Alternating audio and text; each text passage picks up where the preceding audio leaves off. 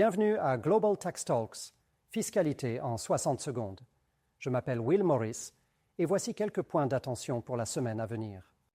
Un nouveau mémorandum signé par le président Trump a secoué le monde de la fiscalité en visant cette fois-ci les taxes sur la valeur ajoutée qui existent dans presque tous les grands pays, à l'exception des États-Unis. Dans ce mémo, le président déclare « Mon administration examinera les relations commerciales non réciproques avec tous les partenaires commerciaux des États-Unis, y compris toute taxe injuste, discriminatoire ou extraterritoriale, imposée par nos partenaires commerciaux aux entreprises, aux travailleurs et aux consommateurs américains, y compris une taxe sur la valeur ajoutée. » Aujourd'hui, un certain nombre d'économistes, de responsables européens et de groupes de réflexion ont expliqué pourquoi une exonération de TVA à l'export n'est pas discriminatoire par rapport à une TVA imposée sur des biens et services importés dans l'Union européenne. Mais parce que les droits en résultant pourraient être assez substantiels et en raison de la confusion inhérente au régime d'impôts directs et indirects de déduction à l'export qui remonte à plus de 30 ans, je pense que ce point devrait être pris au sérieux en ce qu'il pourrait avoir des impacts significatifs. Attendez-vous aussi à entendre encore parler de l'orientation future de pilier 2. La semaine dernière, le ministre des Finances hongrois a déclaré avant la réunion de l'ECOFIN que le retrait des États-Unis du projet à 2 piliers posait des problèmes de compétitivité pour l'Union européenne.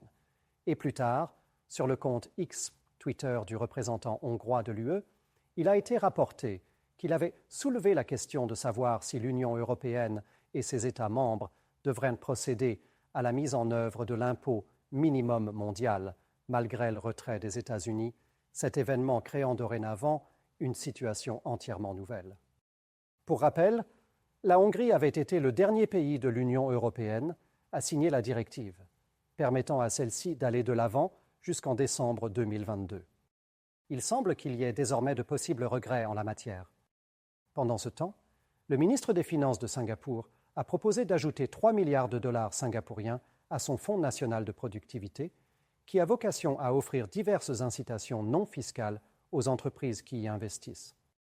Il a clairement indiqué que cela visait à attirer davantage encore les investissements directs étrangers face aux règles d'impôt minimum de l'OCDE. Cette proposition fait suite à une annonce antérieure concernant un nouveau crédit d'investissement remboursable.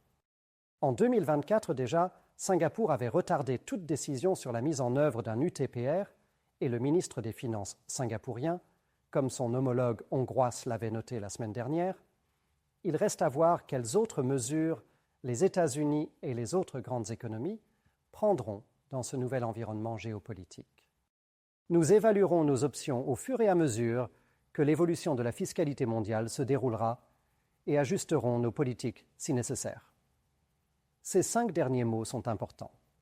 Singapour n'est pas lié comme la Hongrie par une directive difficile à abroger et est clairement prêt à agir rapidement si l'orientation de pilier 2 venait à changer. Intéressant. En tout cas, merci de nous avoir rejoints et revenez la semaine prochaine pour rester informés sur l'actualité fiscale mondiale.